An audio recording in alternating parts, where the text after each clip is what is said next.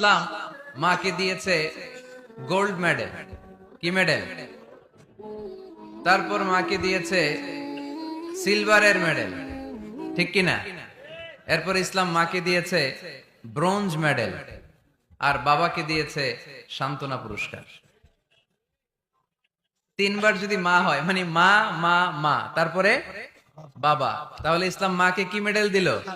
Gold medal, স্বর্ণ পদক। তারপর মাকে দিল রৌপ্য পদক।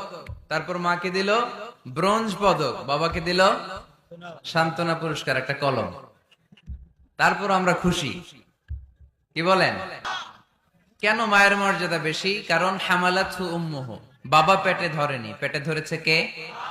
ওয়াহানান আলা ওয়াহান, বোঝা, পেইন, ডেলিভারি পেইন, যন্ত্রণা বাবা সহ্য করেনি, করেছে কে? ওয়া ফিসালুহু ফি আমাইন, 2 বছর